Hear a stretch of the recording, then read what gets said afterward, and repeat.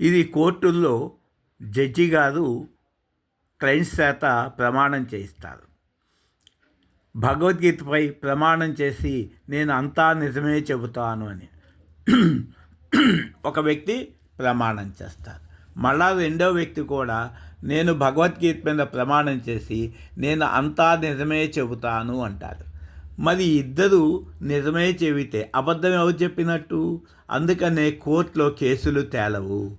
న్యాయమూర్తులు గారికి కూడా అశాంతి ఉంటుంది. అందుకని వాళ్ళు వాయిదా వేస్తారు.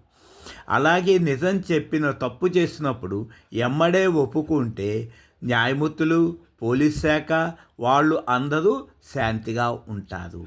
నువ్వు తప్పు ఒప్పుకోకపోతే నీకు అశాంతి తప్పదు. చనిపోయేటప్పుడు నువ్వు ఏమీ తీసుకెళ్ళలేవు. ఇంట్లో బియ్యపు గింజ కానీ, కంచం కానీ, గ్లాసు కానీ. అదే ఒప్పుకుంటే నీవే దైవం.